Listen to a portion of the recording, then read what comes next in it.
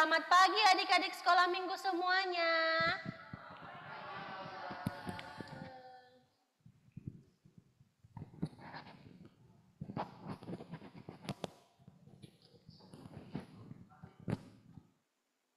Lause mengucapkan selamat tahun baru Imlek ya bagi adik-adik yang merayakannya. Tapi di ruangan ini Rachel ya, hanya Rachel dan Koko Ruben. Carol. Dan ada beberapa lause ya. Ya, pagi hari ini kita bersyukur bisa kembali datang ke rumah Tuhan untuk beribadah. Nah, sekarang kita akan memulai puji-pujian sekolah minggu kita. Kita akan nyanyikan lagu yang pertama, lagu Mars Sekolah Minggu. Semua buka suara ya.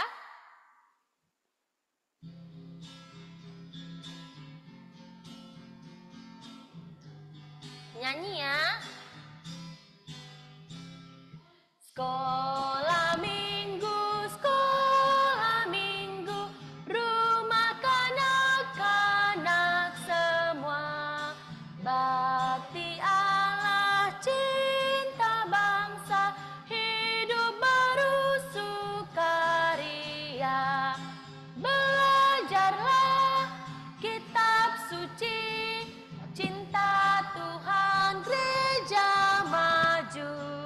Jalankanlah perintahnya, muliakan sepanjang hidup. Sekolah minggu, markas kanak-kanak semua.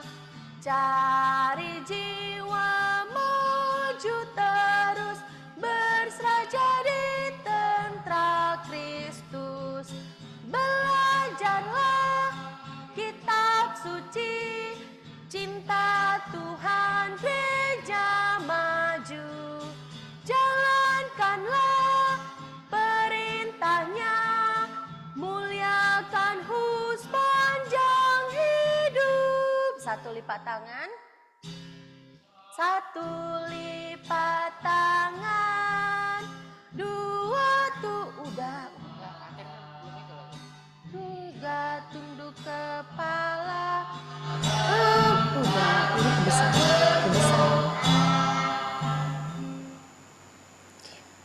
Mari kita bersatu dalam doa ya. Bapa kami di dalam surga, kami sungguh bersyukur di pagi hari ini kami boleh datang ke rumah Tuhan untuk beribadah kepada Tuhan.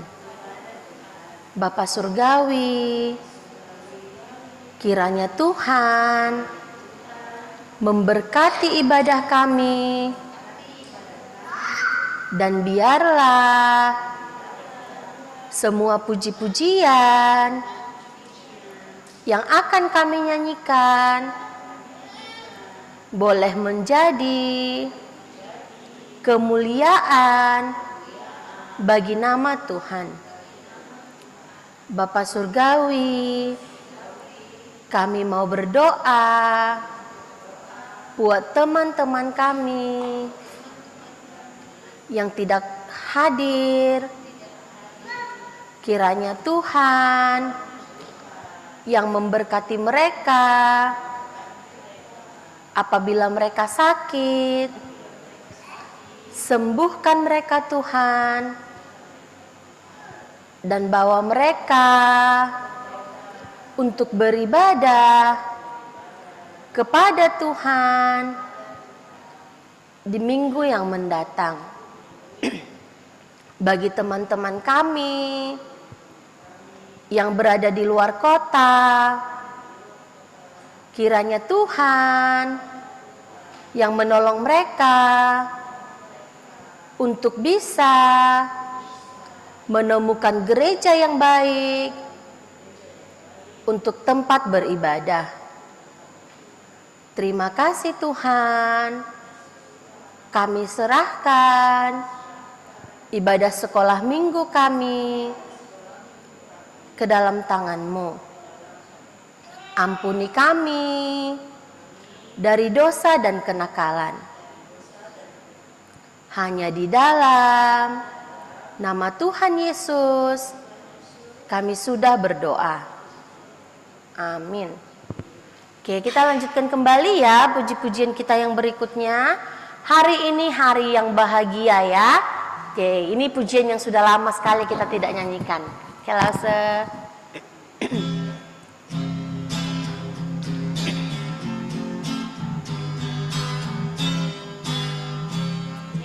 Hari ini hari yang bahagia, kita berkumpul lagi bersama-sama untuk menyembah dan memuji nama Tuhan dan belajar firman-Nya, mendengarnya lebih jelas, mengasihinya lebih sungguh, mengikutinya lebih dekat, aku dan Tuhanku, aku dan Tuhanku, aku dan Tuhanku. Kita bergerak ya. Ya, semua bangkit berdiri, kita bergerak ya. Saya merasa ini kencang sekali. Oke, semuanya bernyanyi sambil bergerak.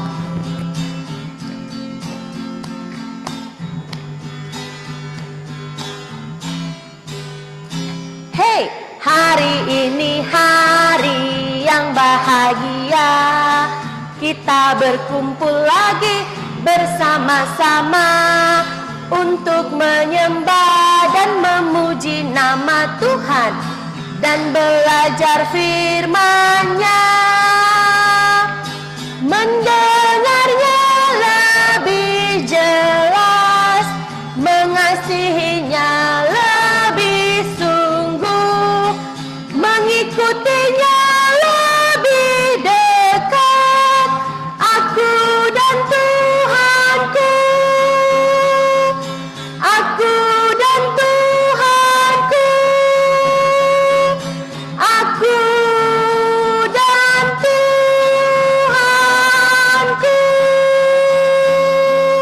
Oke, silahkan duduk ya. Hari ini hari yang bahagia karena kita bisa datang ke sekolah minggu ya, dan dikatakan apa? Kita berkumpul bersama-sama untuk memuji nama Tuhan dengan puji-pujian kita. Dan ketika kita belajar firman-Nya apa? Kita mendengar lebih jelas tentang Tuhan. Setelah kita mendengar firman Tuhan, kita bisa apa? Lebih mengasihi Tuhan dan memutuskan untuk apa? Mengikutinya lebih sungguh seumur hidup kita. Nah, sekarang kita mau nyanyikan lagu T-A-A-T, taat.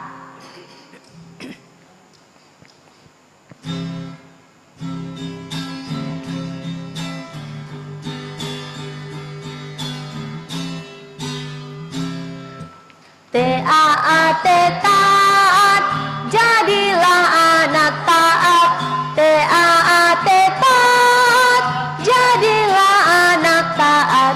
Kalau kau dipanggil, jawablah ya ya ya. Kalau kau dipanggil, jawablah ya ya ya. T-A-A-T, taat, jadilah anak taat. T-A-A-T, taat, jadilah anak taat.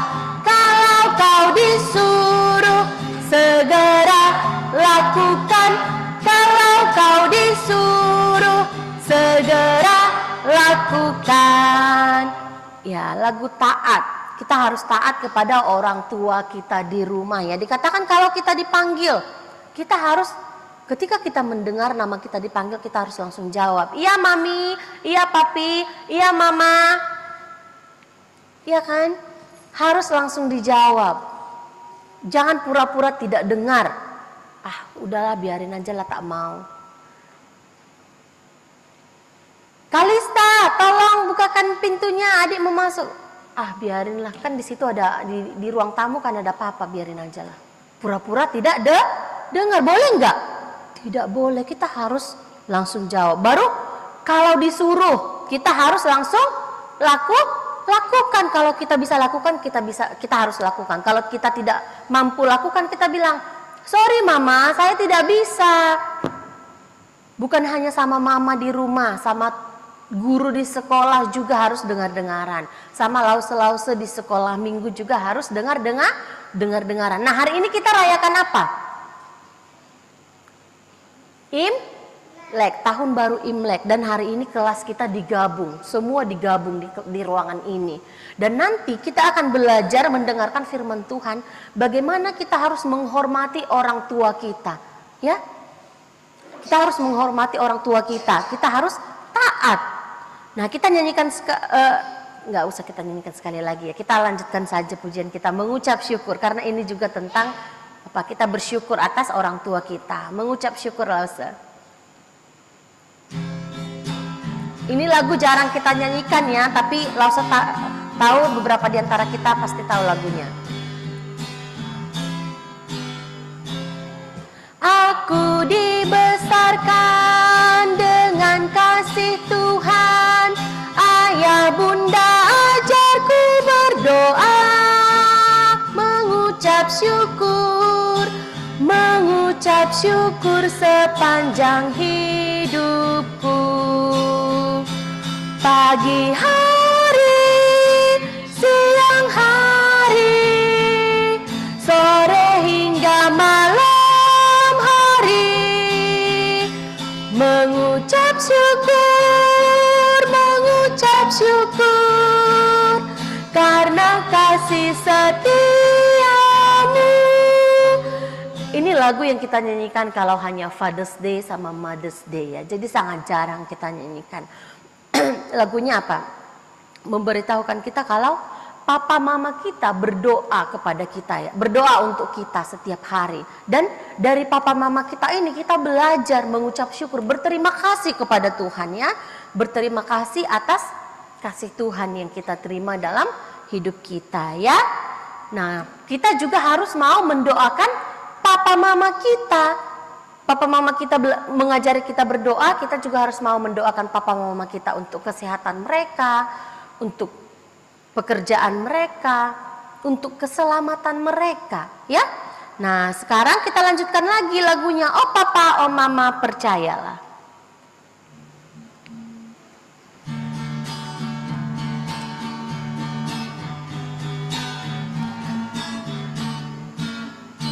Oh papa, oh mama percayalah, rumahku di sanalah. Sorga tempat yang indah, sorga tak ada susah.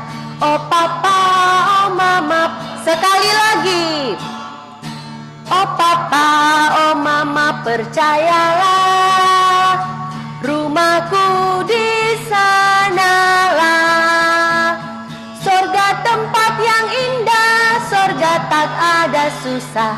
Oh papa, oh mama percayalah. Nah, sekarang kita mau kumpulkan persembahan. Kita mau nyanyikan lagu ini. Apakah masih ingat lagu ini? Efesus 6 ayat 1. Pasti ingat ya. Kita nyanyikan dulu bersama-sama sekali lagi. Sekali dulu, baru nanti lagu yang kedua, pas kedua kali Elsus dan juga Michelle akan menjalankan kolektor ya, jadi lause bisa bantu ya. Oke, kita nyanyikan dulu satu kali. Oke, lause.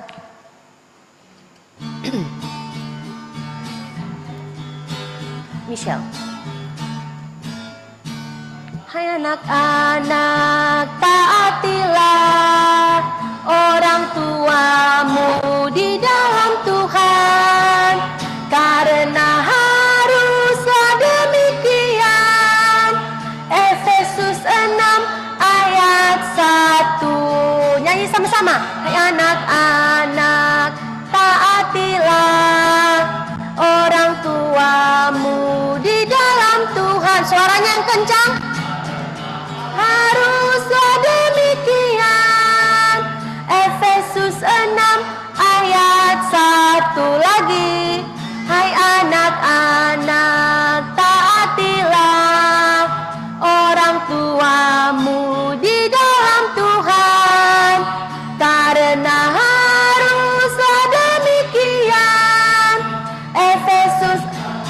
Anak-anak sekolah minggu saja. Yang kencang.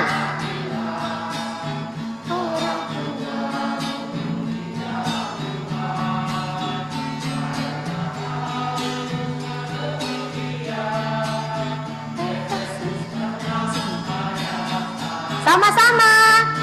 Hai anak-anak, taatilah orang tuamu di dalam Tuhan, karena haruslah demikian. Efesus 6 ayat 1. Sekali lagi anak-anak aja. Yang kencang.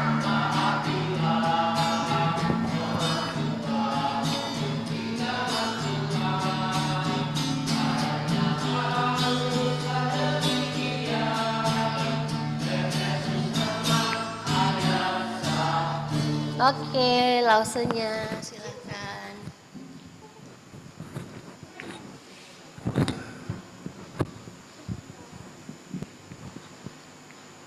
Oke, mari kita bersatu dalam doa.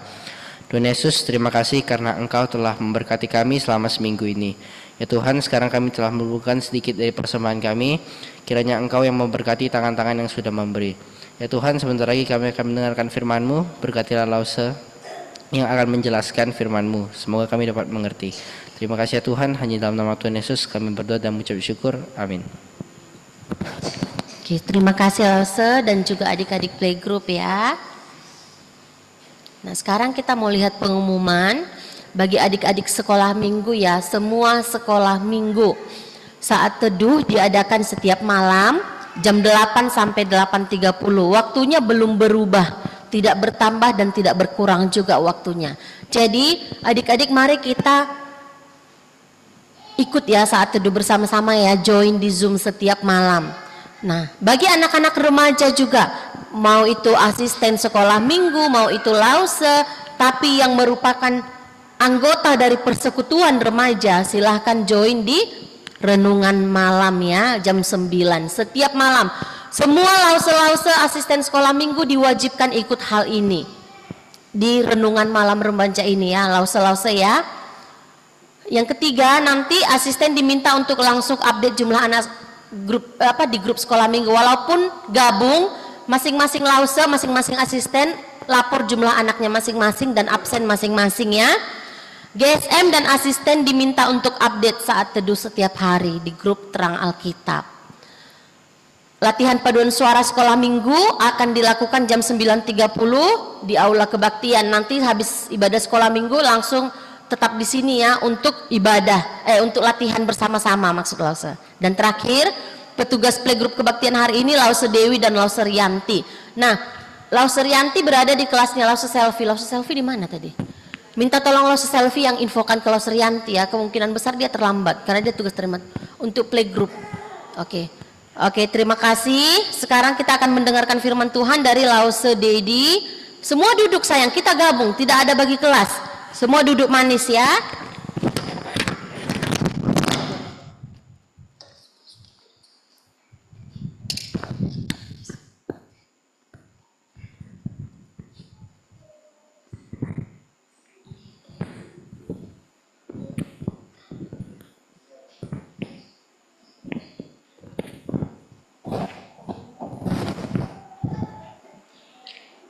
Oke adik-adik, sebelum kita mulai, kita akan bersama-sama berdoa ya. Semuanya ambil sikap berdoa yang benar, lipat tangan, tunduk kepala, tutup matanya. Kita berdoa, ikuti Lause ya. Bapa di sorga, kami bersyukur di hari Tuhan ini kami bisa datang ke rumah Tuhan untuk beribadah.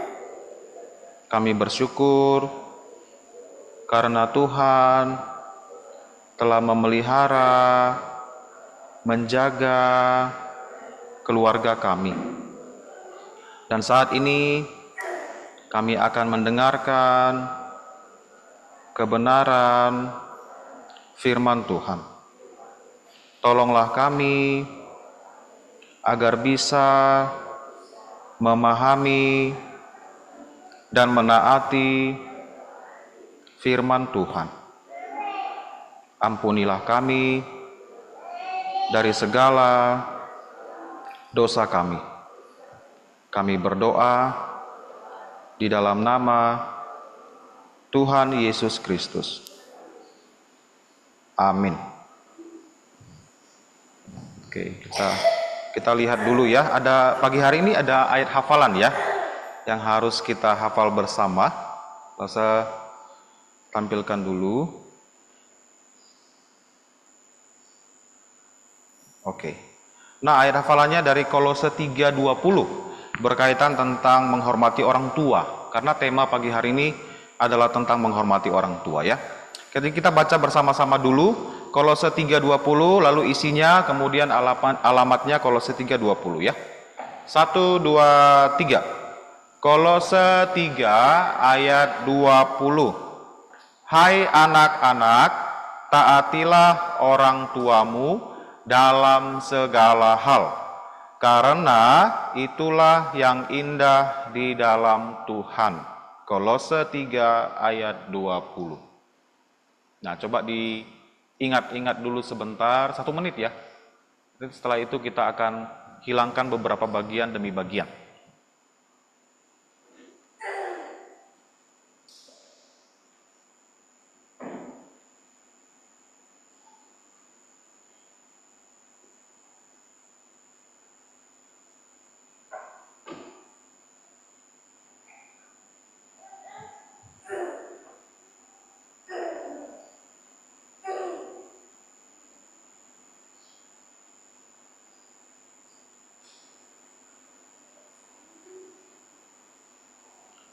Pendek ya, harusnya sudah bisa ya.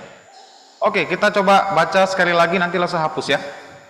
Oke, kita baca bersama-sama sekali lagi, 1, 2, 3. Kolose 3 ayat 20. Hai anak-anak, taatilah orang tuamu dalam segala hal, karena itulah yang indah di dalam Tuhan. Kolose 3 ayat 20. Oke, lanjut 1, 2, 3.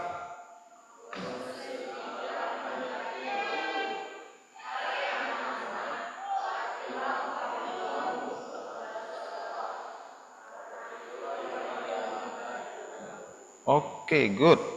Lanjut 1, 2, 3.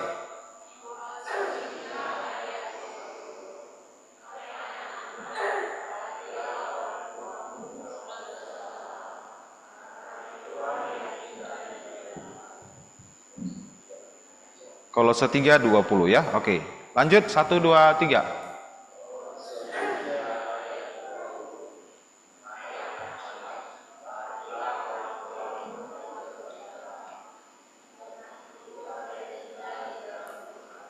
Kolose 3 ayat 20. Lanjut. Kolose 3 ayat 20. Hai anak-anak, taatilah orang tuamu dalam segala hal, karena itulah yang indah di dalam Tuhan. Terakhir. Ya. Kolose 3 ayat 20.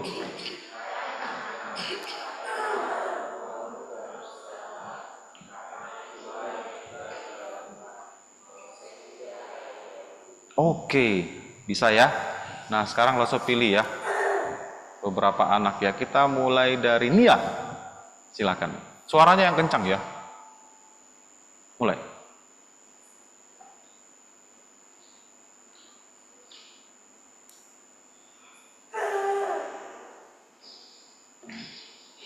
Oke, good. Walaupun suaranya kedengaran, langsung bisa baca ya bibirnya ya. Benar ya, tidak ada yang salah. Oke, ini dari kelas tengah ya kalian ya. Yang kelas besar, kita minta yang nunduk-nunduk biasanya yang udah hafal nih. Steve, silakan.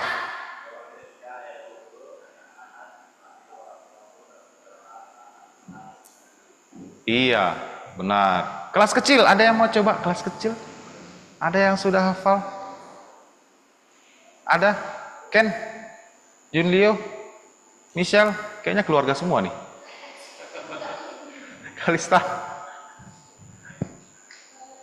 Iya.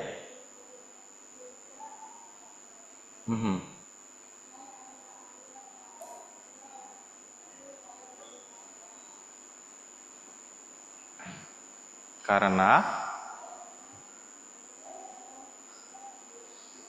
iya, benar sekali ya. Karena itulah yang indah di dalam Tuhan. Nah, ini adalah perintah Tuhan yang kemudian dituliskan Paulus kembali ya. Dalam sisi yang lain dia soroti ya. Dia katakan, taatilah orang tuamu.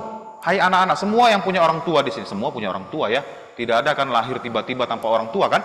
Semua ada orang tua. Dikatakan harus menaati orang tuamu dalam segala hal, segala sesuatunya. Tentu saja dalam konteks sesuatu yang berkenan kepada Tuhan. Ya, kalau orang tua menyuruh kamu melakukan sesuatu yang tidak ada salahnya, tidak melanggar firman Tuhan, kamu harus turuti. Tidak boleh banyak alasan, tidak boleh berdalih tidak mau melakukannya.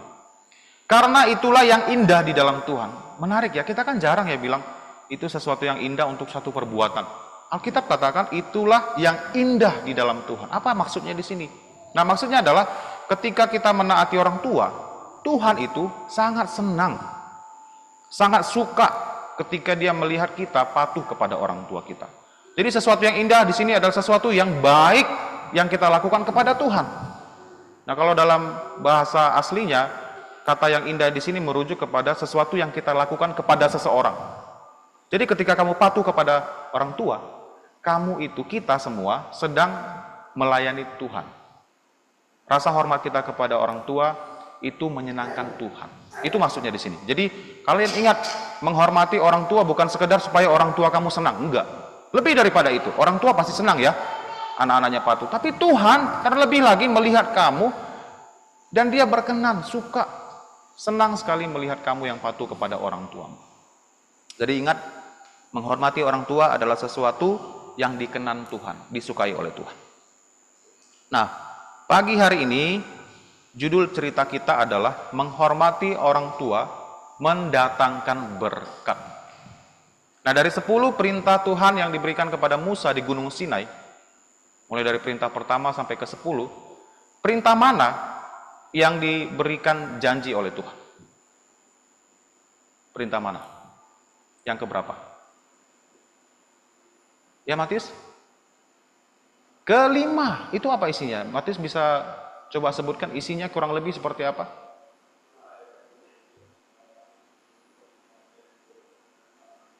Iya, benar sekali. Hormatilah ayahmu dan ibumu, supaya lanjut umurmu di tanah yang diberikan oleh Tuhan Allahmu kepadamu. Ada janji diberikan Tuhan ketika kamu mematuhi, menghormati orang tuamu.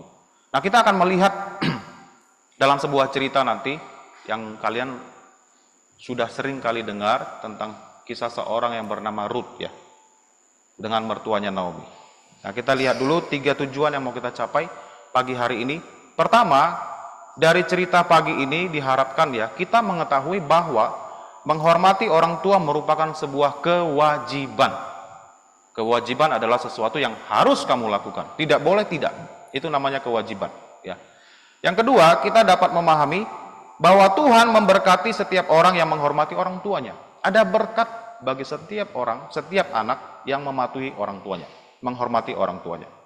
Dan terakhir, setelah kita mendengarkan cerita di pagi hari ini, kita diharapkan terdorong, mau, ingin, bertekad menghormati orang tua, serta orang-orang yang lebih tua, bukan hanya orang tua kita ya, ayah ibu kita, tapi semua orang yang lebih tua yang harus kita hormati. Lause kalian, guru-guru kalian, paman kalian, kakek kalian, semua yang dalam keluarga, ataupun orang yang tidak kamu kenal yang lebih tua, harus kamu hormati, hargai ya.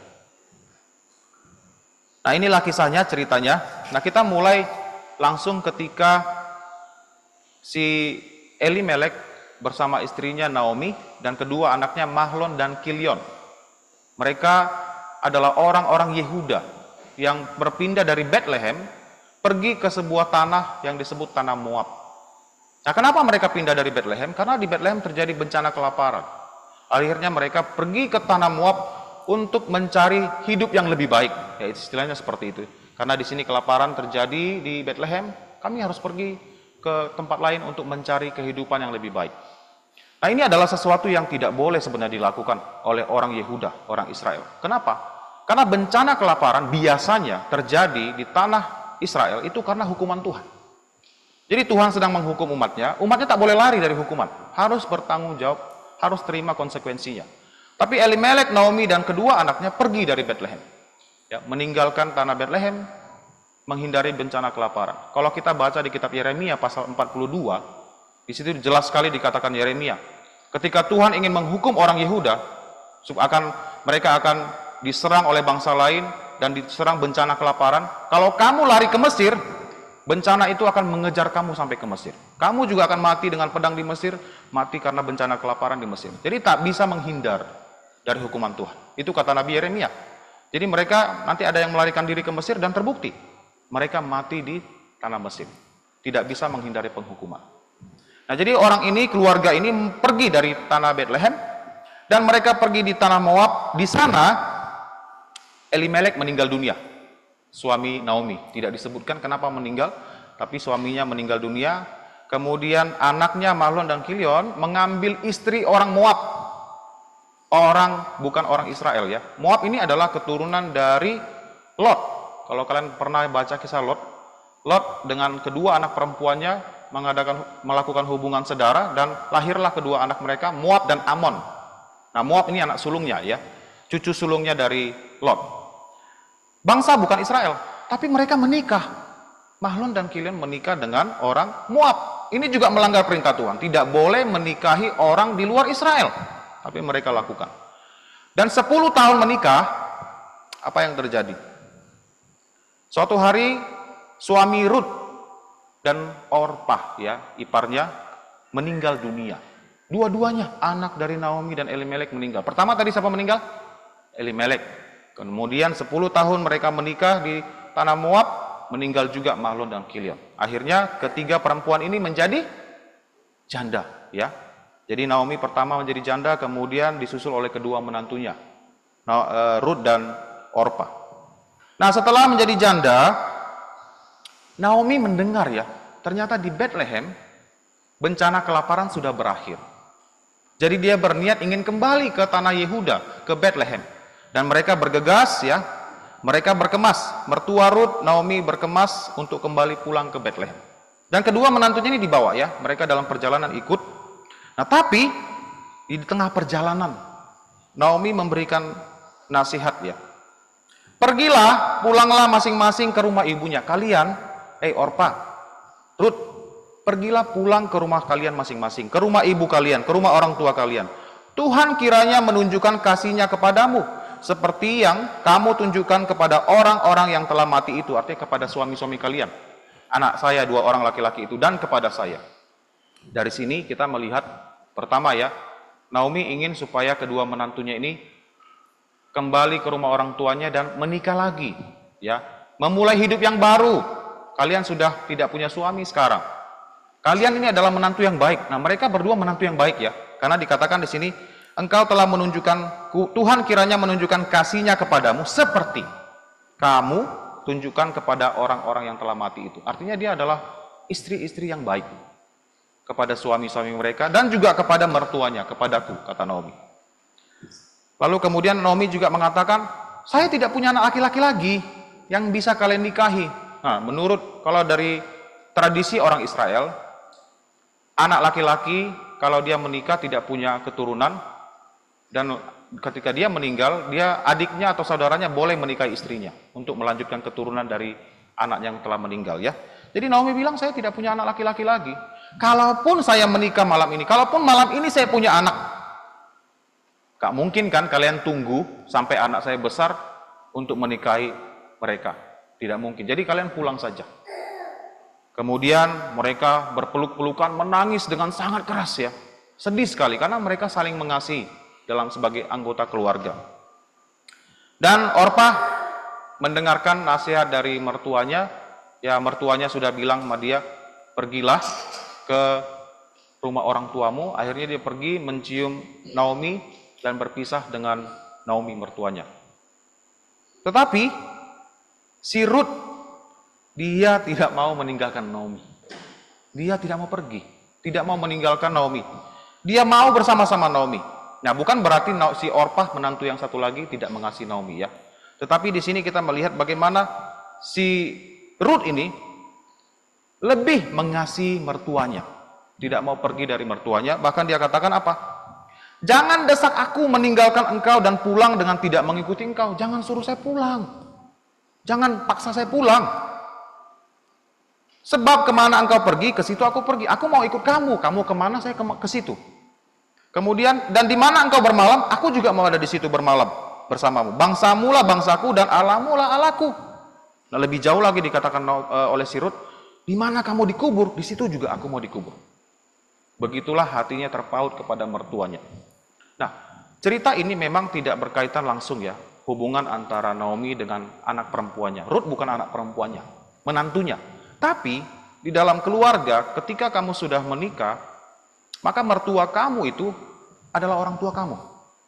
Itu harus kalian pahami ya. Kalian kan sekarang belum menikah ya. Jadi nanti kalau suatu saat kamu menikah, kamu jadi punya dua pasang orang tua. Bukan hanya orang tuamu, ayah ibumu yang melahirkan kamu, tapi orang tua dari istri kamu itu juga orang tua kamu. Makanya kita di beberapa tradisi kita, orang Batak maupun orang Chinese ya, panggil papa, mama kan? Benar? Pada mertua. Karena itu sudah termasuk orang tua kita. Nah, jadi di sini juga kita harus melihat bahwa Naomi dan Rut itu sebagai seorang ibu dan sebagai anak perempuannya. Meskipun hubungan mereka sebenarnya adalah mertua dengan menantu ya. Jadi dia tidak mau tinggalkan ibu mertuanya, sangat mengasihi ibu mertuanya. Si Naomi melihat ini, menantu saya ini keras juga ya, tidak mau pergi, akhirnya dia ajak dan mereka pergi pulang ke Bethlehem. Nah kita lihat ya, ada beberapa berkat yang diterima oleh si Rut ini, oleh karena dia begitu menghormati mertuanya, begitu mengasihi mertuanya. Yang pertama, berkat Tuhan kepada Rut dan kepada mertuanya juga Naomi adalah Tuhan memelihara kehidupan Rut ya dan Naomi. Nah, akhirnya mereka pulang dari tanah Moab ke Bethlehem itu sekitar 80 km. 80 km itu untuk bisa membayangkannya, jarak dari gereja kita ini ke jembatan Satu Barelang. Siapa yang pernah ke Barelang? Semua pernah ya pasti ya, semua pernah. Oke. Kalian bisa bayangkan dari sini ke jembatan Satu Barelang itu sekitar 20 km. Artinya kamu pergi ke jembatan Barelang 1, pulang lagi ke gereja. Pergi lagi, pulang lagi. Jadi pulang pergi 2 kali. Segitulah jauhnya. Jarak antara Moab ke Bethlehem. Kalau mereka pada masa itu melakukan perjalanan, mereka bisa menempuh jarak ini sekitar selama 7 hari berjalan kaki. 7 hari itu dengan bermalam ya, bukan jalan terus. Bermalam, lain lagi kalau hujan, kalau jalannya terjal, itu juga memperlambat perjalanan. Kurang lebih 7 hari perjalanan mereka tempuh. Dan akhirnya mereka tiba di Bethlehem. Nah kalian lihat reaksi orang-orang di kota itu. Naomi dan Rut tiba di Bethlehem dan menggemparkan seluruh kota. Ini kenapa orang-orang begitu heran, begitu terkejut ya melihat Naomi dan Rut pulang. Nah seperti yang sudah disampaikan di awal. Orang-orang Israel yang pergi dari tanah Israel untuk menghindari hukuman Tuhan, mereka akan mati di tanah perantauan. Tapi Rut si Naomi bisa kembali selamat. Hanya ketiga anggota keluarganya meninggal kan? Elimelek, anaknya 2 orang laki-laki, Mahlon dan Kilion meninggal. Tapi Naominya masih hidup. Mereka terkejut, heran. Itu Naomi ya? Ini salah satu alasan mengapa mereka gempar ya, heran. Kenapa masih hidup dia? Harusnya dia akan dihukum Tuhan meninggal di sana, di tanah perantauan. Tapi Naomi diterima di Bethlehem, mereka pulang. Dan di sana lagi sedang musim memanen, menuai gandum. Nah, menuai gandum, jadi Rut melihat bahwa sudah musim menuai gandum, dia permisi dari mertuanya pergi untuk memungut jelai di ladang orang-orang Israel yang sedang panen. Nah, untuk peraturan orang Israel ditetapkan oleh Tuhan, bahwa setiap orang Israel yang memanen menuai gandum itu tidak boleh menghabiskan semua hasil panennya tanpa menyisakan apapun. Mereka harus tinggalkan sebagian di belakang. Nah, di sini diatur dalam Imamat 23 ayat 22. Pada waktu kamu menuai hasil tanahmu, janganlah kau sabit ladangmu habis-habis sampai ke tepinya, dan janganlah kau pungut apa yang ketinggalan dari penuaianmu. Jadi kalau ada yang jatuh, tak boleh dipungut. Biarkan saja di belakang. Untuk apa?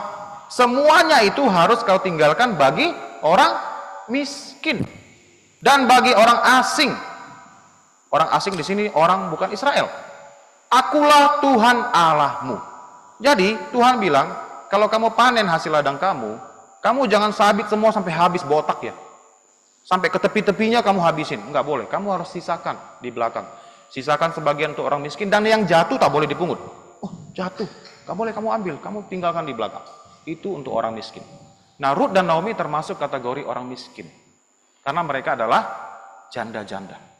Janda-janda, anak yatim piatu, orang asing itu termasuk orang-orang miskin. Karena orang asing tidak punya tanah kan di Israel. Hanya orang Israel yang boleh punya tanah. Jadi orang asing yang datang seperti penduduk Gibeon, mereka yang hidup di tengah-tengah Israel tidak punya tanah. Mereka inilah termasuk orang miskin yang dipelihara oleh Tuhan. Dengarkan ya yang di depan ya. Jadi dipelihara oleh Tuhan, jadi si Rut boleh mengutip jelai gandum yang ada sisa di belakang ya, ketika pemanen-pemanen itu lagi menuai. Nah, itulah yang dikerjakan dia. Nah, ternyata ladang tempat gandum si Rut menuai itu, mengutip jelai itu adalah milik Boas. Nah, Boas ini adalah masih kerabat, masih saudara, sepupu saudara dari Elimelek, ya, suami dari Naomi, kerabatnya. Jadi dia adalah orang yang baik, orang yang mengasihi Tuhan, orang yang takut kepada Tuhan, orang yang sangat dikasihi oleh para pekerjanya dan juga sangat mengasihi pekerja-pekerjanya. Lalu dia tanya, lihat perempuan ini kan nggak pernah dia lihat sebelumnya kan? Lalu dia tanya, dari mana perempuan ini? Siapa ini? Siapa perempuan ini? Lalu pekerjanya bilang, dia adalah seorang perempuan Moab. Dia pulang bersama-sama Naomi dari daerah Moab. Oh, ini adalah menantunya Naomi, orang Moab yang pulang bersama-sama Naomi kemarin. Nah, ternyata si Boas sudah kenal, hanya mungkin belum pernah lihat wajahnya, makanya dia tanya ini siapa ya. Kemudian dia mendatangi si Rut ini, lalu dia bilang apa? Dengarlah dahulu anakku, tidak usah engkau pergi memungut jelai ke ladang lain, dan tidak usah juga engkau pergi dari sini, tetapi tetaplah dekat pengerjaku perempuan. Jadi dia bilang kepada Rut, kamu tetap di sini ya, kamu kutip di ladang saya aja, jangan pergi ke ladang lain. Tetaplah di sini dan kamu dekat dengan pengerja-pengerja perempuan supaya lebih aman. Di sini saja. Wah, mendengar itu ya, sangat senang ya si Rutnya. Kenapa ya si Boas ini kok begitu baik? Dia bilang, mengapa aku mendapat belas kasihan daripadamu sehingga Tuhan memperhatikan aku? Padahal aku ini seorang asing, saya bukan orang Israel, saya juga tidak kenal Tuhan. Kenapa Tuhan begitu baik? Nah, kalian harus bisa melihat ini adalah berkat dari Tuhan kepada Rut. Tidak terjadi secara kebetulan ya. Bukan tiba-tiba orang bermurah hati kepada kamu tanpa sebab. Tidak. Tuhan itu menggerakkan hati setiap manusia. Makanya Boas begitu baik kepada Rut. Dan Boas juga mengakui apa yang dia dengar ya.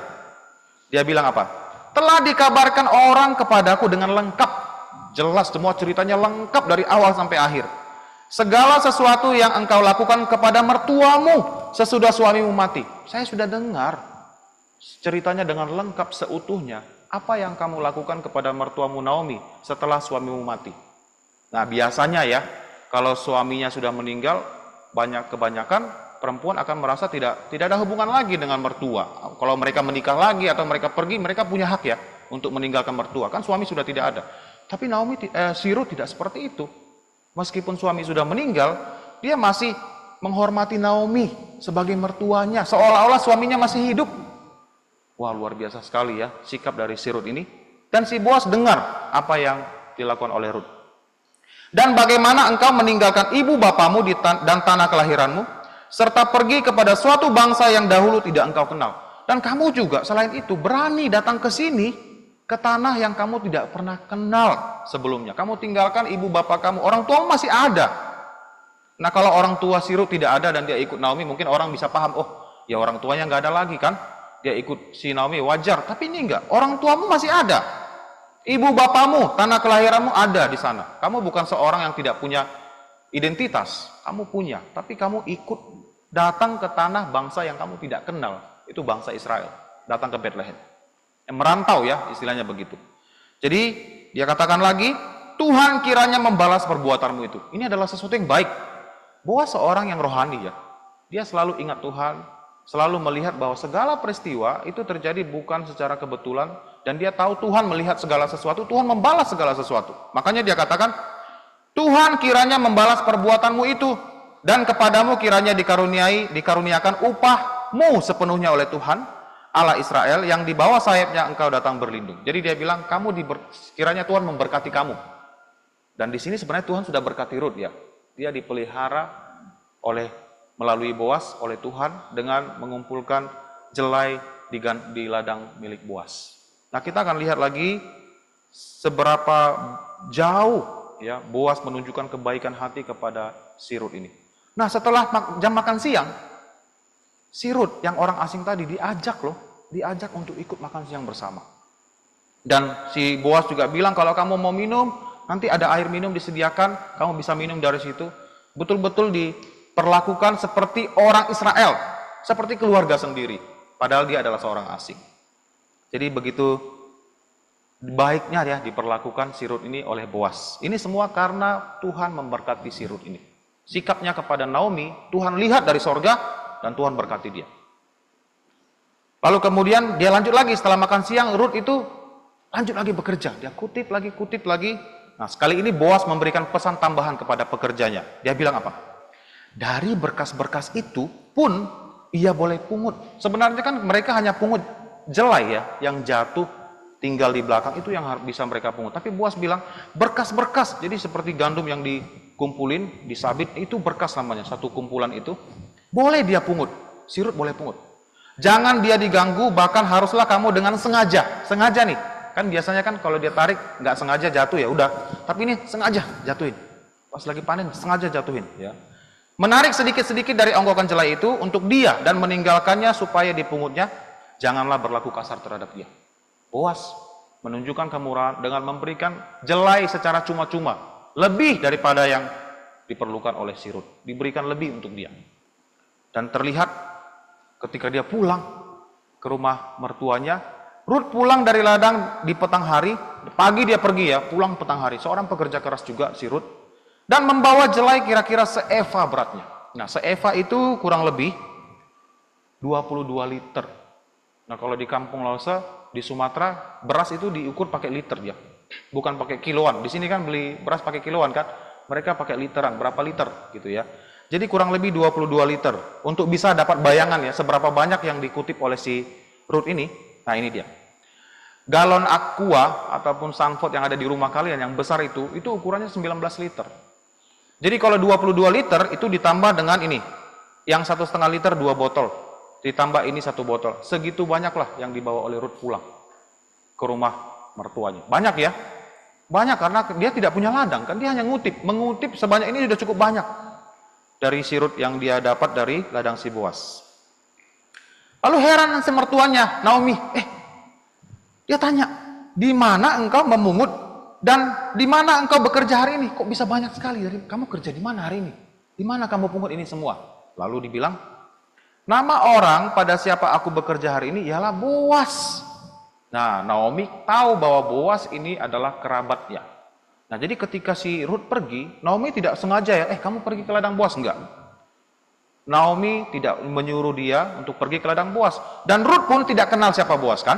Jadi dia pergi random saja, secara acak-acakan. Di sekian banyak ladang yang ada di Israel, dia pergi saja. Dan Tuhan memimpin dia sampai ke ladang seorang bernama Boas, yang adalah kerabat Naomi, seorang yang takut kepada Tuhan, seorang yang murah hati. Ini tidak terjadi secara kebetulan. Anak-anak Tuhan harus selalu melihat segala peristiwa dalam hidup kamu itu dipimpin oleh Tuhan. Tidak ada terjadi secara kebetulan ya. Kamu sekolah di mana, kamu mau kuliah di mana, semua sudah Tuhan atur. Makanya kamu percaya pada Tuhan, bersandar pada Tuhan. Tuhan akan mengatur semuanya sedemikian rupa begitu baik. Seperti si Rut. Rut tak pernah punya planning ya, mau pergi ke tempat si Boas, tak pernah. Tapi Tuhan pimpin dia. Karena dia adalah seorang yang baik, perempuan baik-baik, perempuan yang sangat menghormati mertuanya. Oke, kita lanjut lagi. Jadi Rut kembali bekerja di ladang Boas, karena Boas kan sudah pesan tadi kan, kamu jangan kemana-mana, ke ladang saya aja. Jadi dia lanjutkan bekerja di ladang Boas, memungut jelai di ladang Boas, sampai musim menuai berakhir. Sampai sudah musim panen selesai, dia di ladang Boas. Nah, setelah itu, kita lihat berkat yang kedua yang diberikan Tuhan kepada si Rut ini.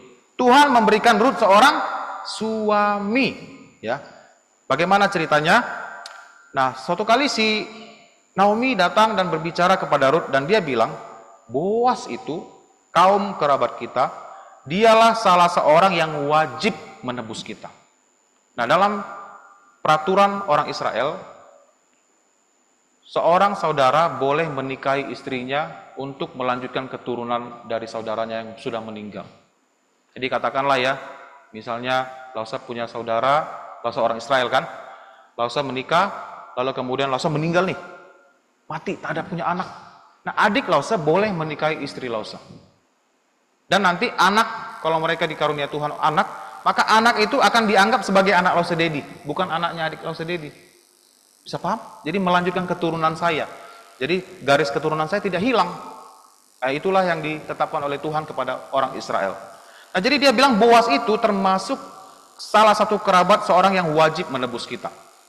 Dia adalah kerabatnya Elimelek, suaminya Naomi. Jadi si Naomi kan sama suaminya punya anak kan dua, Mahlon dan Kilion. Jadi garis keturunan mereka masih ada. Tapi setelah itu dua anaknya ini menikah tidak punya anak, maka harus dilanjutkan.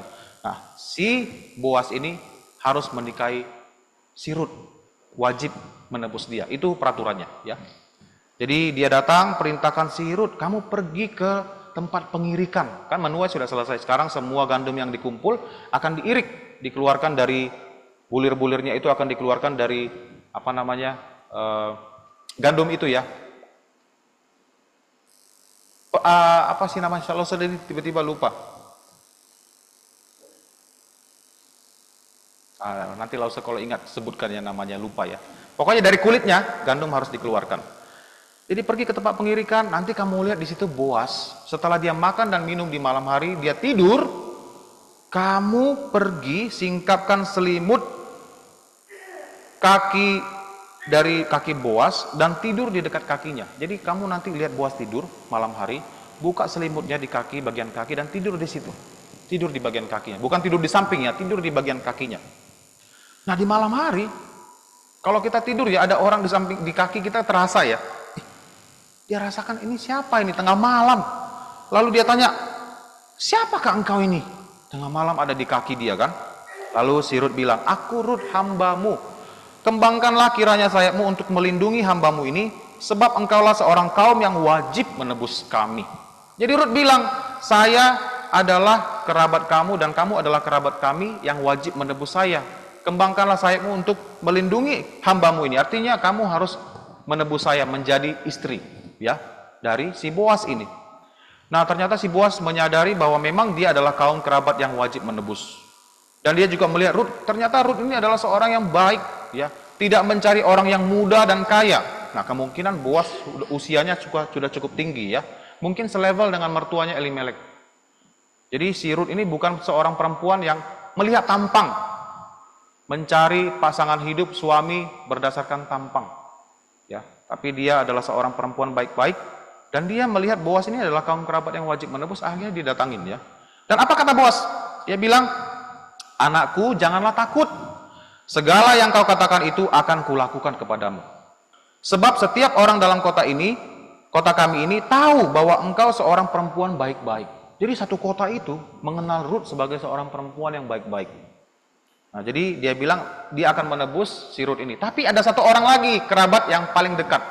Nanti saya bicarakan. Nah, besoknya ketika mereka duduk di pintu gerbang. Nah, pintu gerbang ini dulu adalah tempat mereka berkumpul, ya. Para tua-tua kota itu berkumpul untuk mengadili suatu peristiwa, mengambil keputusan, disitulah tempatnya. Seperti balai desa, ya. Jadi tempat mereka berkumpul, resmi mengambil keputusan di situ. Nah, waktu mereka duduk di situ bersama tua-tua, lewatlah ini. Ini adalah seorang kerabat yang wajib menebus, yang lebih dekat, ya.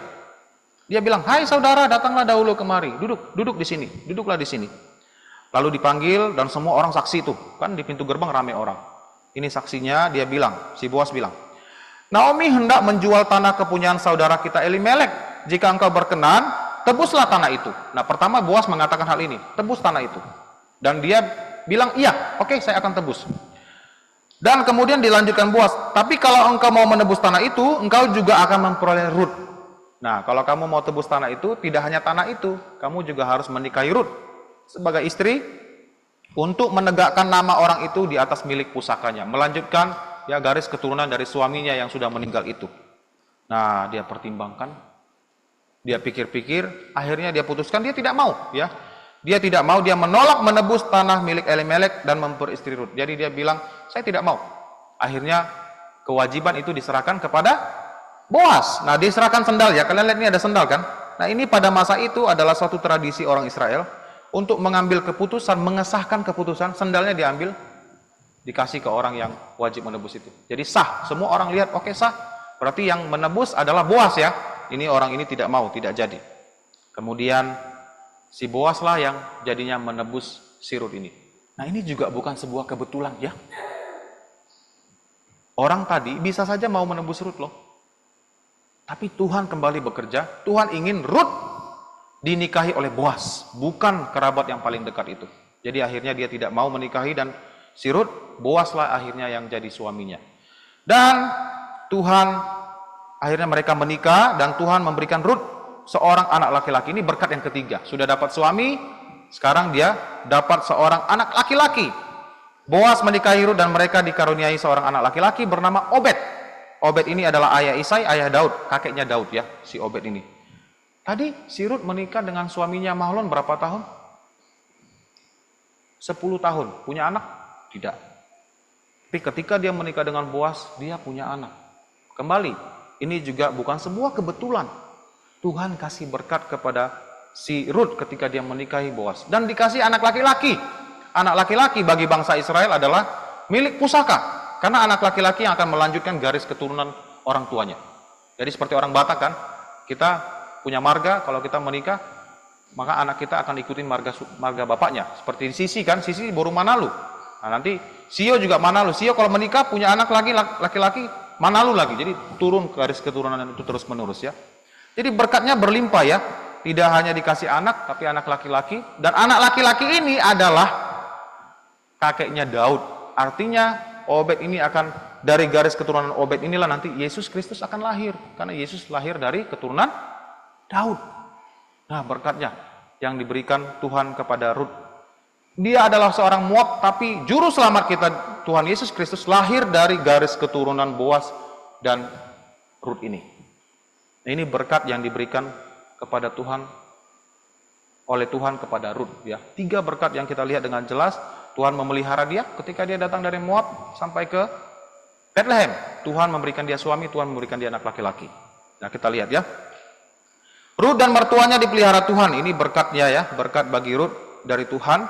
Rut mendapatkan suami yang takut akan Tuhan. Dan terakhir Rut dikaruniai anak laki-laki oleh Tuhan. Ya, jadi kita melihat sebuah pola di sini dari peristiwa kehidupan Rut, bahwa ketika kamu menghormati, mematuhi mertua atau orang tua kamu, Tuhan tidak akan menahan berkatnya untuk kamu. Rut saja patuh atau menghormati mertuanya diberkati oleh Tuhan, yang bukan orang tua kandungnya ya. Itu kan hanya mertuanya. Tapi Tuhan berkati juga. Terlebih kita, ketika kita menghormati orang tua kamu, Tuhan tentu tidak akan tinggal diam. Dia akan berkati kamu juga. Dan dari 10 hukum Taurat yang diberikan kepada Musa, hanya 1 perintah yang disertai oleh berkat Tuhan, yaitu perintah yang kelima tadi. Bahwa siapapun yang menghormati orang tua, akan diberkati Tuhan. Dan menghormati orang tua, tadi ayat hafalan kita dikatakan, sesuatu yang indah dilihat Tuhan. Sesuatu yang menyenangkan hati Tuhan. Kalau Tuhan senang, masa dia tidak akan berkati kamu, benar nggak? Orang tua kamu kan, kalau lagi happy kan, lihat kamu, lihat tingkah laku kamu, prestasi kamu, senang dia. Kamu nggak perlu minta hadiah kan? Orang tua kasih nggak? Orang tua akan dengan sendirinya berikan sesuatu yang baik untuk kamu. Karena dia senang dengan kondisi kamu, dengan perilaku kamu. Apalagi Tuhan. Apa yang tidak bisa diberikan Tuhan? Benar tidak? Segala sesuatu milik kepunyaan Tuhan. Apa saja Tuhan bisa berikan. Apa yang kamu mau dalam hatimu pun Tuhan bisa berikan. Jadi ingat, ada berkat yang Tuhan sediakan bagi setiap orang yang menghormati orang tuanya. Nah, sekarang kita mau coba aplikasikan ya, dalam kehidupan kita sehari-hari. Menghormati orang tua kan umum ya. Menghormati orang tua. Mungkin ada yang bertanya, Lose, Apa sih contohnya menghormati orang tua? Apa saja sih bentuk dari sikap menghormati orang tua? Nah, Lalu saya sudah berikan beberapa poin di sini untuk kita perhatikan bersama-sama ya. Apa saja sikap yang menunjukkan rasa hormat kamu kepada orang tua? Yang pertama, patuh kepada perintah orang tua. Tadi lagunya dikatakan ketika orang tua mau memanggil, suruh lakukan sesuatu, segera lakukan. Benar? Segera, tidak menunda-nunda, lakukan langsung. Apalagi kalau itu sesuatu yang baik. Misalnya, sore hari, biasa dulu zaman Lausa waktu kecil ya, sore hari kita nonton TV, senang sekali kan, main-main di luar dengan teman, sampai sore, lalu orang tua panggil, ayo mandi. Nah kita biasanya pasti ada jawaban kan, nanti, benar? Bentar lagi, tunggu dulu. Ini jawaban yang selalu dikeluarkan oleh anak-anak kepada orang tua. Nanti, tunggu dulu, sebentar lagi, iya, tapi nggak dikerjakan. Kamu harus lakukan. Jangan hanya bilang nanti. Nanti itu tidak ada batas waktunya ya. Kalau saya bilang, kalian tanya, Laus Dedi kapan mau pergi ke mall? Nanti. Nanti itu bisa besok, bisa lusa, minggu depan, bulan depan, tahun depan, itu nanti. Jadi nanti itu tidak ada batas waktunya. Kalau orang tua suruh, lakukan segera. Jangan ditunda-tunda. Apalagi lagi nonton kan, nonton TV, lagi seru nih. Ayo mandi, udah jam berapa ini? Bentar, tanggung, ini bentar lagi selesai filmnya. Nggak boleh seperti itu. Harus lakukan, segera. Belajar di malam hari. Ada satu anak remaja, orang tuanya cerita ke Laus Dedi. Laus, pagi-pagi dia akan sibuk masukin bukunya. Roster untuk hari ini, dia masukin pagi-pagi. Dan akhirnya apa yang terjadi? Bukunya ada yang ketinggalan. Orang tuanya harus antar ke sekolah. Tapi di malam hari, saya tanya, ibu ada suruh nggak malam hari untuk roster buku? Ada loh, sudah sering Laus dibilang. Tapi nggak dikerjakan. Dia bilang iya. Patuhi orang tua kamu. Ingat ya, segala sesuatu yang orang tua lakukan, perintahkan untuk kamu lakukan, itu pasti baik. Tidak ada orang tua ya. Orang tua yang baik secara umum tidak akan pernah menyuruh anaknya melakukan sesuatu yang merugikan anaknya sendiri. Tak pernah. Tapi seringkali kan kita merasa perintah orang tua merugikan kita kan? Benar? Orang tua kayaknya nggak ngertiin kita, lagi main HP, lagi main games, tanggung, diambil handphonenya. Kamu bilang, mama jahat. Enggak, orang tuamu nggak jahat. Kalau kamu dibiarin terus main HP, kamu akan lupa belajar. Mata kamu juga bisa rusak, kamu juga bisa kecanduan main gadget, main HP. Patuhi. Orang tua bilang, nggak boleh. Lakukan. Nah, itu yang pertama, patuhi perintah orang tuamu. Tak boleh dibantah ya, tidak boleh dibantah, harus dilakukan. Kemudian yang kedua, mendengar nasihat orang tua. Orang tua itu penuh dengan nasihat. Ya, jangan dilakukan, nggak baik, nanti begini. Kita merasa, enggak lah, saya bisa kok. Enggak seperti itu. Kamu jangan pernah anggap nasihat orang tuamu itu lebih buruk daripada pandanganmu sendiri. Kamu jangan pernah pikir bahwa pertimbanganmu lebih baik daripada nasihat orang tuamu. Jangan pernah beranggapan seperti itu. Ya. Nah, dulu Laus Dedi pernah waktu di balai ya, setiap kali takbiran, tahu ya takbiran ya, besoknya mau lebaran, itu di balai kan mayoritas muslim. Jadi mereka akan trek-trekan naik motor, keliling-keliling semua sampai berapa jam, suaranya bising dan jalanan pun padat ya, motornya ramai. Nah saya minta izin ke orang tua untuk pakai motor, untuk ikut dalam takbiran itu. Orang tua bilang, nggak boleh, nanti ramai, kamu kepepet sama motor, kamu bisa jatuh kecelakaan. Dan setiap takbiran di rumah sakit pasti ada orang yang jadi korban. Entah dia luka lecet, patah tulang, bahkan meninggal pun ada. Itu sering, pasti ada. Ya. Lalu orang tua bilang nggak boleh. Saya bilang apa? Enggak, saya pelan-pelan kok. Ya kan kita pakai hikmat sendiri. Enggak, saya nggak akan jumping ataupun trek-trekan. Enggak, saya akan pelan-pelan ikutin dari belakang. Saya akan berada paling belakang. Jadi saya nggak dipepet sama motor lain. Enggak. Pokoknya nggak boleh, kunci langsung diambil, disimpan. Waktu itu saya pikir orang tua saya jahat. Nggak gaul, kolot, udik, katrok. Nggak bisa memikirkan anaknya senang. Itu yang saya pikirkan waktu itu. Tapi setelah saya bisa lebih paham tentang hal itu, saya ngerti bahwa orang tua saya sebenarnya mengasihi saya. Kalau sampai dia izinkan, mungkin saya pun mengalami kecelakaan. Mungkin. Kita tidak ada yang tahu. Tapi saat itu saya pikirkan orang tua saya tidak sayang kepada saya. Mungkin kamu juga seperti itu kan, anak remaja. Udah mulai merasa bisa bawa motor sendiri kan? Benar nggak? Walaupun belum ada SIM, belum cukup umur, kunci mungkin orang tua simpan di tempat tertentu dan kamu tahu di mana. Dan kamu diam-diam, sudah dibilang jangan bawa sepeda motor, nggak boleh. Nanti kamu jatuh, nanti kamu ditilang polisi. Nggak bisa kok, aku pelan-pelan. Nggak akan trek-trekan. Kamu bawalah motor itu diam-diam, curi-curi waktu. Kamu jatuh, kamu mengalami kecelakaan. Itu juga bisa. Jadi nasihat orang tua didengarkan, ya, jangan sampai diabaikan. Sisi juga ya, dia ini anaknya suka makan manisan, makan permen, gula. Kalau udah kasih satu permen, tambah lagi, nggak bisa berhenti. Kalau kita nggak stop, nggak berhenti. Kalau kita bilang jangan, nanti giginya busuk, nanti kamu nggak bisa makan, terlalu banyak makan permen nggak bagus. Dia bilang, namanya anak-anak kan, marah dia, nggak mau lagi aku permen. Dia bilang begitu. Anak-anak seperti itu. Tapi orang tua kan tahu kan, kami kan mengerti, makan permen nggak boleh banyak-banyak. Bukan nggak boleh sama sekali, boleh makan satu. Tapi kalau udah makan 3, 4, Yupi ya, Yupi itu kan manis sekali kan. Kalau anak-anak sudah pegang Yupi, satu bungkus pun habis. Tapi apakah orang tua yang mengasihi anaknya kasih satu bungkus, saya sayang sama kamu, habiskan ya? Gak ada seperti itu orang tua, pasti dibatasin kan. Begitulah sikap orang tua kepada anak-anak. Nasihat orang tua didengar ya. Jangan merasa kamu lebih tahu daripada orang tua kamu. Enggak, kami itu sudah banyak pengalaman daripada kamu, anak-anak. Jadi pahami dan ikuti nasihat orang tua. Kemudian yang ketiga, berbicara dan bersikap sopan kepada orang tua. Ini juga penting sekali ya. Kamu jangan sampai ya suaramu lebih besar daripada orang tuamu. Nggak mau. Nggak boleh bentak orang tua. Nggak sopan. Kalaupun kamu misalnya nggak mau, kamu bisa bilang baik-baik, Papa aku nggak mau makan itu. Aku nggak bisa makan itu. Katakanlah orang tuamu suruh kamu makan sesuatu yang baik, kamu bilang nggak bisa makan, kamu harus ngomong baik-baik. Papa kayaknya aku nggak bisa deh makan itu. Aku rasa perutku sakit atau aku merasa nggak enak. Bukan bilang nggak mau aku ini, aku mau yang itu. Itu nggak boleh. Itu nggak sopan namanya. Ketika kamu dibawa ke mall, ya kan anak-anak suka begitu kan? Sisi kalau lihat mainan, aku mau ini. Aku semua yang dilihat aku mau ini. Emangnya kita mau beli semua yang di situ kan enggak?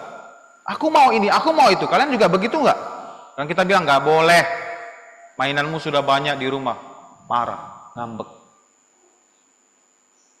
Aku enggak mau, pokoknya aku mau. Suaranya dibesar. Ada lagi sampai yang guling-guling di lantai. Saya pernah lihat loh. Guling-guling di lantai.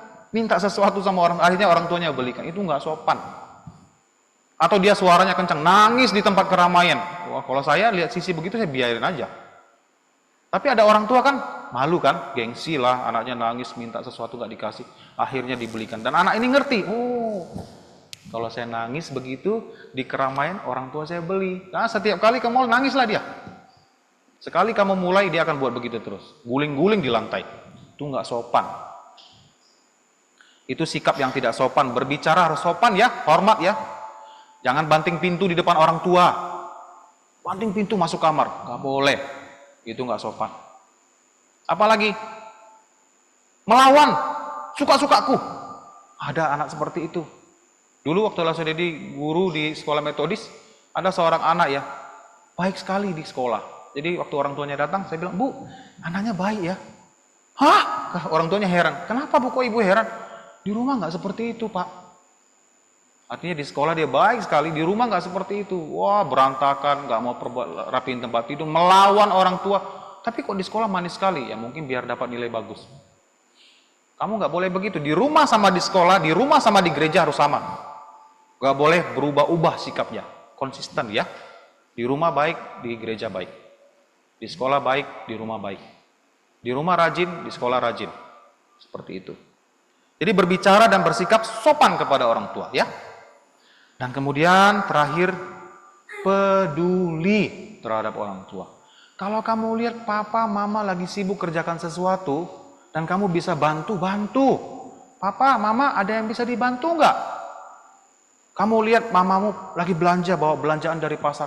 Kamu main gadget santai di situ. Nggak boleh begitu. Kamu lihat, Mama kesulitan. Mama sini aku bantu. Begitu sikapnya, peduli sama orang tua. Mama, kamu lagi pegal-pegal. Lagi begini ya. Mama lagi sakit ya punggungnya. Sini aku urutin. Peduli. Bukan merasa itu bukan urusan saya.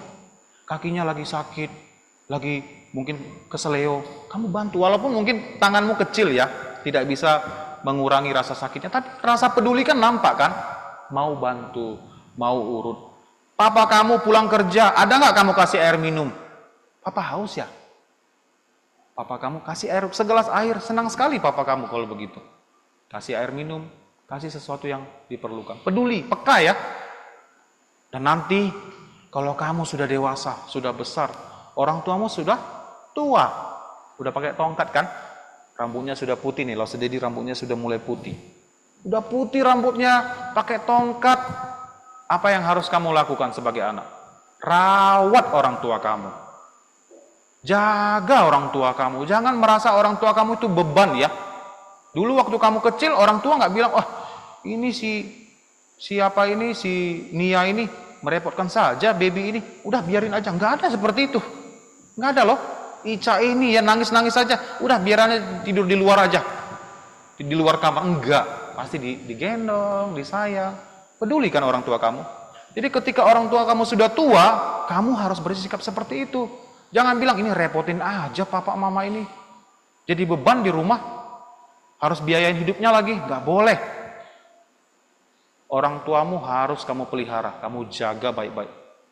Jangan kamu titip ke panti jompo dan bilang supaya saya lebih ringan kerjanya, supaya jangan merepotkan, titip di sana. Nggak boleh, itu nggak sopan. Tapi kalau kamu merasa lebih bagus perawatannya di panti jompo, kamu ingin orang tua dirawat lebih baik, boleh kamu taruh di panti jompo. Tapi kamu harus kunjungi setiap hari. Jangan taruh di panti jompo karena dia beban ya, beda kan? Karena beban kamu taruh di sana. Tapi karena kamu lihat di panti jompo dia bisa dirawat lebih baik, apalagi kalau dia makan obat harus teratur, kamu bekerja setiap hari tidak punya waktu untuk awasin obatnya dikonsumsi, kamu bisa taruh di situ. Tapi bukan dengan alasan supaya menjauhkan orang tuamu dari kamu, nggak boleh. Peduli ya. Bisa bayangkan orang tua kamu dari kamu di perut loh, dia bawa kamu kemana-mana. Lalu udah baby digendong tengah malam nangis, orang tua bangun loh, bangun dan bilang kamu jangan nangis, digendong diayun, kasih minum, dikasih makan, dikasih pendidikan. Ketika mereka tua balas kebaikan. Bisa? Jangan lupakan kebaikan orang tua kamu. Dan kamu ketika kamu lakukan semua ini, Tuhan akan memberkati kamu. Ada berkat yang tidak bisa kamu bayangkan yang Tuhan akan berikan kepada kamu. Lebih daripada apa yang kamu harapkan, kamu bayangkan, Tuhan akan kasih. Nah, jadi ini adalah sikap, contoh-contoh dari sikap menghormati orang tua. Ini sudah mewakili, saya rasa, untuk kita semua lakukan kepada orang tua kita. Dan tidak hanya kepada orang tua ya, kepada orang-orang yang lebih tua juga, kamu harus tetap menghargai, menghormati mereka. Pada Lause, ketika Lause suruh lakukan sesuatu, kamu lakukan. Selama itu baik, tidak melanggar firman Tuhan. Guru di sekolah juga, kamu anggap sebagai orang tua kamu, yang mendidik kamu. Jangan merasa guru juga seseorang yang menyusahkan kamu, jangan. Tugasnya dikasih, kerjakan. Jangan bilang tugasnya banyak sekali Bapak, Ibu, tugasnya banyak sekali. Kerjakan tugas-tugas kamu, ya. Jadi orang tua, guru, Lause, semua orang yang lebih tua, paman, kakek, itu juga kamu hormati, hargai mereka. Nah, jadi 2 poin ya yang ingin Lause jelaskan pagi hari ini. Menghormati orang tua adalah, kita baca sama-sama. Poin pertama ini 1, 2, 3. Menghormati orang tua adalah kewajiban untuk kita lakukan. Ya, ingat ini kewajiban, tidak boleh tidak dilakukan, harus dilakukan. Yang kedua, sama-sama, Tuhan selalu memberkati setiap orang tua yang menghormati, setiap orang yang menghormati orang tua. Jadi semua orang menghormati orang tua pasti Tuhan berkati. Tuhan pasti berkati. Kamu harus percaya dan imani hal ini. Nah, demikian saja cerita pada pagi hari ini. Kiranya Tuhan memberkati kita sekalian. Ya, mari kita sama-sama berdoa. Ikuti lause ya. Bapa di sorga, kami bersyukur untuk orang tua yang Engkau berikan kepada kami. Tolonglah kami agar selalu menghormati orang tua kami dengan sungguh-sungguh. Bapa di sorga, berkatilah orang tua kami agar mereka selalu di dalam lindungan Tuhan, memiliki umur yang panjang dan selalu sehat. Kami berdoa di dalam nama Tuhan Yesus Kristus. Amin. Oke, demikian saja cerita kita pada pagi hari ini. Nah, sekarang ada kuis ya yang akan kita lakukan bersama-sama. Nah, ini hadiah.